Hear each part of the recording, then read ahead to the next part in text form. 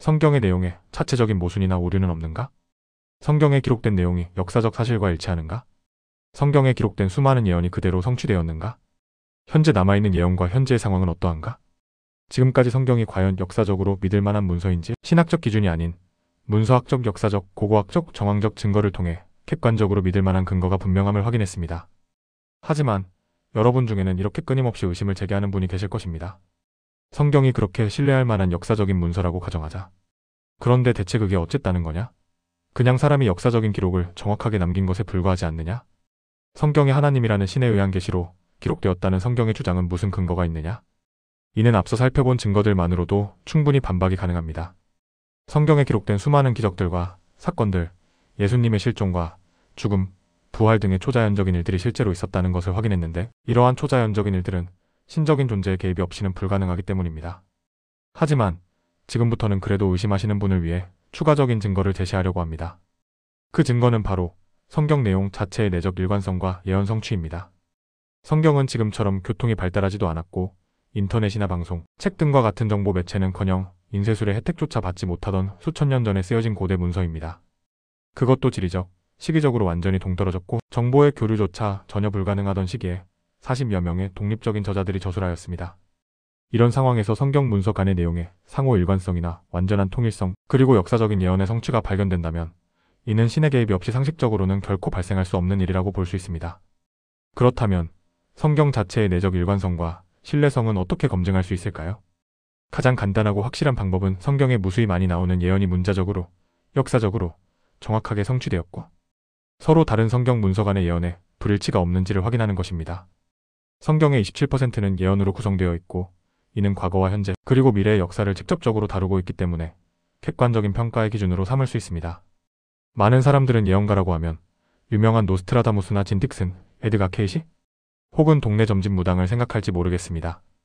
하지만 사실 여러분이 막연한 판타지 소설이라고 생각하는 성경의 13이 아주 구체적인 인류에 대한 역사 예언을 담고 있다는 사실을 아십니까? 또한 어떤 상황에도 끼워 맞춰서 먹힐 수 있는 애매모호한 예언이 아닌 여러 민족과 국가의 역사에 대한 커다란 세계사적 흐름을 심지어 연대하나 틀리지 않고 정확하게 맞춘 예언이 성경에 넘쳐난다는 사실을 아십니까? 심지어는 지금 우리가 살고 있는 현재와 미래의 일까지도 예언하고 있다면 믿으시겠습니까? 지금부터 그 내용에 대해서 하나하나 살펴보겠습니다. 성경의 예언은 사건이 발생한 후대에 조작된 것이라는 음모론을 제기하실 분이 분명히 계실 것 같아 성경의 기록? 연대 추정에 대해 우선 언급하겠습니다. 여러분이 믿지 못한다고 해서 공식적으로 입증된 성경의 기록 연대가 바뀌는 것은 아닙니다. 고문서의 경우, 원본인 경우 과학적 연대 측정법을 이용하여 측정 연대를 알 수 있으나 성경과 같은 사본인 경우 다각적인 방법을 통해 기록 연대를 추정합니다. 연대 측정의 방법에는 여러 가지가 있습니다. 문서의 문체나 언어를 고고학적으로 연구하여 연대가 입증된 유사한 내용이나 문체의 고문서와 비교조사하거나 기록된 지명이나 인명, 고유명사를 단서로 하여 추적하기도 합니다. 또한 문서의 기록자가 신분과 함께 기록 연대를 표기해두는 경우도 있어 참고하는 경우도 있고 신빙성 있는 다른 문서에서 그에 대한 언급이 있는 경우 참고하여 연대를 추정하기도 합니다. 성경의 연대 측정은 성경 전 66권에 대하여 정밀하게 입증이 되었고 성경의 기록 연대는 학자마다 거의 일치하여 추정하고 있다는 사실을 알아야 합니다. 내가 생각하기에 11이 3이라고 113이 되는 것은 아닙니다. 이처럼 설령 여러분이 성경의 예언이 믿기지 않아 성경이 후대에 조작되었다고 주장한다고 공식적으로 밝혀진 성경의 기록 연대가 달라지는 것은 아닙니다. 성경의 연대 추정은 이미 학계에서 확증된 것입니다. 성경과 같은 고대 문헌의 처작 연대는 단 하나의 방법이 아닌 여러 증거를 종합하여 교차 검증하는 복합적인 과정을 통해 추정됩니다. 주요 방법론은 다음과 같습니다. 첫째는 외적 증거 익스터널 에버던스입니다. 이는 문서 외부의 고고학적 유물이나 다른 역사 기록을 통해 연대를 추정하는 가장 객관적인 방법입니다. 고고학적 유물과의 비교 사례로 사해사본이 대표적입니다. BC 3세기에서 AD 1세기 사이에 제작된 것이 입증된 사해사본에서 구약의 거의 모든 책이 발견되었습니다. 이는 최소한 해당 책들이 사해사본 제작 시점 이전에 이미 기록되어 권위를 인정받고 있었음을 증명하는 강력한 마지노선이 됩니다. 또한 성경 밖 역사 기록인 메르넵 다석 BBC 1208년경에 이스라엘이라는 이름이 처음 언급되는 것은 이스라엘 민족이 최소 그 시점에는 가나안 땅의 정체성을 가진 집단으로 존재했음을 보여줍니다. 이는 출애굽 및 가나안 정착 시기를 추정하는 중요한 외부 증거가 됩니다. 둘째는 내적 증거 인터널 에버던스입니다. 이는 성경 본문 자체에 담긴 단서들을 분석하는 방법입니다. 여기에는 역사적 사건 및 인물 언급, 언어 및 문체 분석, 사상과 신학의 발전 등이 포함됩니다. 어떤 책이 특정 왕이나 역사적 사건을 언급한다면 그 책의 최종 편집은 최소한 그 사건 이후에 이루어졌음을 알 수 있습니다. 또한 언어는 시대에 따라 변화함으로 사용된 히브리어나 아람어, 헬라어의 문법, 어휘 문체를 분석하여 시대를 추정합니다. 책에 담긴 신학적 사상의 흐름을 분석하여 상대적인 연대 순서를 파악할 수도 있습니다. 이러한 종합적인 방법을 통해 성경 각 책의 저작 연대에 대한 학문적 합의의 범위가 형성되어 있습니다. 이는 몇 년, 몇 월, 며칠과 같은 단일한 날짜가 아니라 대략 BC 8세기경 또는 AD 65년에서 70년 사이와 같은 역사적 기간으로 제시됩니다. 우선 역사적으로 분명하게 성취된 예언부터 살펴보겠습니다. 이스라엘에 대한 예언들로는 이스라엘은 위대한 민족이 될 것이고 왕들은 유다족 속에서 나올 것이며 400년간 이집트에서 보낼 것입니다. 또한 이스라엘은 내란의 고통을 겪고 바벨론에서 70년을 보낸 후 다시 예루살렘으로 돌아올 것입니다. 결국 세계 만방에 흩어지게 되고 속담거리가 되며 쫓겨다니고 박해를 받을 것입니다. 그럼에도 불구하고 이스라엘은 자기 나라의 주체성을 유지하고 세계 여러 나라 가운데서 고립될 것입니다. 그들은 메시아를 배척할 것이고 그로 인하여 외적들이 그의 땅에 들어와 거할 것이며 예루살렘은 파멸될 것입니다. 그럼에도 불구하고 이스라엘은 영원히 견딜 것이며 예수 그리스도께서 재림하시기 직전에 다시 팔레스타인으로 돌아올 것입니다. 성경 곳곳에 기록된 이스라엘에 대한 예언은 이스라엘과 유대의 고대사를 통해 1차적으로 성취되었습니다. 뿐만 아니라 나라가 망하고 2000여 년 동안 전 세계를 돌며 유랑 생활을 하다가 1948년 극적으로 독립하여 국가를 수립한 현재의 이스라엘의 상황에서도 그대로 성취되었습니다. 다른 이방 나라들과 관계된 예언들도 있습니다. 첫째, 에돔입니다. 야곱의 형제인 에서가 설립한 에돔은 이스라엘을 돕지 않고 오히려 핍박하여 하나님의 멸망 선포를 받았습니다. 성경에는 그들의 상업이 중단되고 부족이 소멸되며 그 땅이 황폐하게 될 것이라고 예언되었습니다. 이 모든 예언은 에돔의 수도 페트라가 강력하게 요새화되어 있었음에도 불구하고 그대로 이루어졌습니다.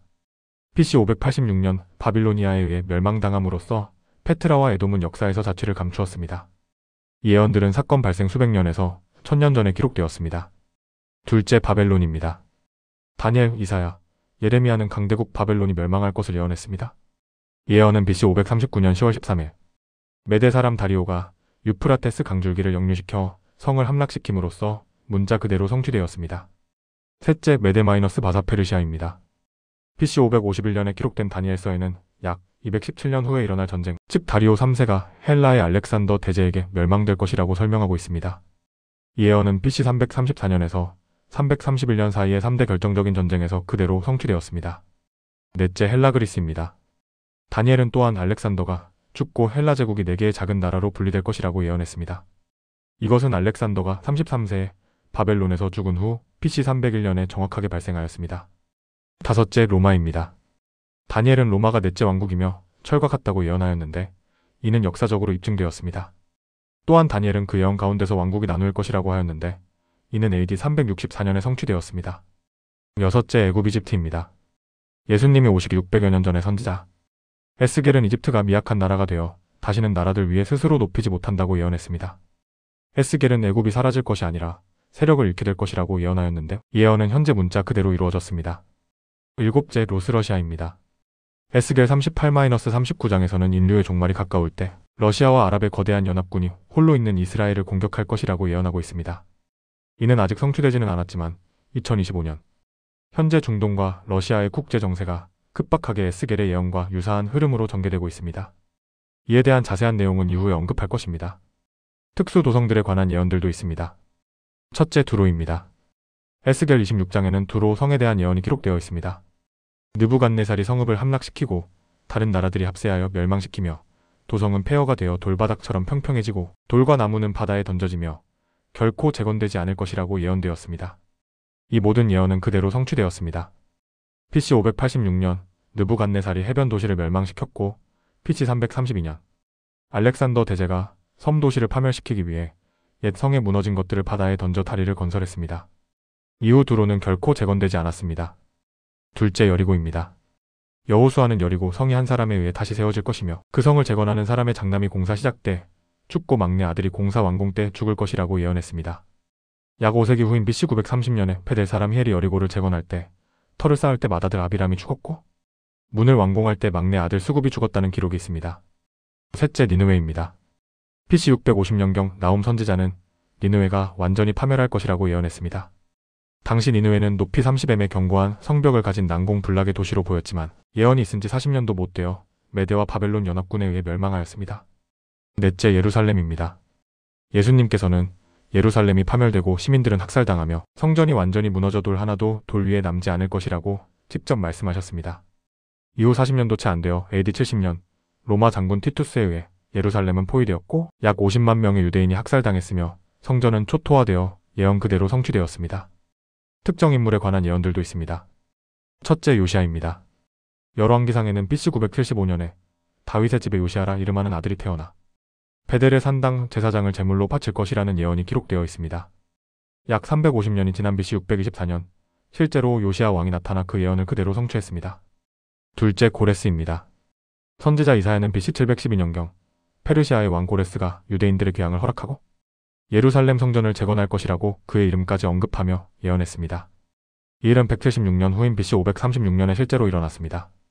셋째, 알렉산더 대제입니다. 다니엘서에는 수염소가 알렉산더를 의미하는 것으로 보이는 예언이 있습니다. 유대 역사가 요세푸스는 알렉산더가 예루살렘에 당도했을 때 대제사장이 그에게 다니엘의 예언을 보여주었고 이에 감동한 알렉산더가 예루살렘을 공격하지 않았다고 기록하고 있습니다. 넷째, 안티오쿠스 에피파네스입니다.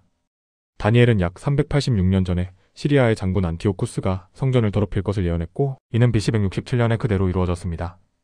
다섯째, 예수 그리스도입니다. 그리스도는 이스라엘로부터 오실 것이고 아브라함의 자손이며 베들레헴에서 처녀에게서 태어날 것입니다. 그의 오심은 선두주자에 의해 선포될 것이며 그는 육신으로 나타나신 하나님이십니다. 그는 어린 시절을 이집트에서 보내고 고난을 받고 속죄를 이룰 것이며 나귀 새끼를 타고 예루살렘에 입성할 것입니다. 그는 고통 중에 쓸개즙과 식초를 받고 사람들은 그의 옷을 제비 뽑아 나눌 것입니다. 그는 죽음 가운데 특정 말을 할 것이며 친구에게 배반당하고 은 30에 팔릴 것입니다. 그는 거짓 증인에 의해 모함받고 침뱉음과 맞음을 당하며 이유 없이 미움을 받고 멸시와 조롱을 당할 것입니다. 그리고 마침내 그는 죽은 자들로부터 일으켜질 것입니다. 성경에서 가장 중요한 인물인 예수님에 대한 크고 작은 예언은 예수님이 오시기 전 최소 400년 이상 이전에 기록된 것인데 이는 역사 속에서 그대로 성취되었습니다. 이외에도 성경에는 수많은 크고 작은 예언들이 성취되었음을 입증하는 구절이 무수히 많습니다. 고고학적으로 검증된 성경의 기록 연대가 역사 속에서 실제로 성취된 예언보다 훨씬 이전에 존재한다는 사실은 성경의 예언이 분명히 이루어졌음을 확증하는 것입니다. 여러분은 혹시 아니야 예언에 관련된 역사적 사건이 일어난 후 사람들이 그것을 보고 조작했을 것이다 라고 생각하시나요? 그런 의혹은 얼마든지 제기할 수 있습니다. 하지만 중요한 것은 그것을 뒷받침하는 객관적인 증거가 있어야 한다는 것입니다. 성경의 예언이 기록된 시기는 실제로 그것이 성취된 사건이 발생한 시점보다 앞서 있음이 역사적, 고고학적으로 분명히 밝혀져 있습니다. 이를 반박할 객관적인 증거가 없기 때문에 이러한 주장은 분명히 근거 없는 억지 주장이라고 할 수 있습니다. 우리에게 널리 알려진 유명한 노스트라다부스나 진틱슨 같은 예언자들의 예언도 틀린 경우도 상당히 많을 뿐 아니라 예언에 대한 해석 자체도 애매모호한 경우가 많이 있습니다.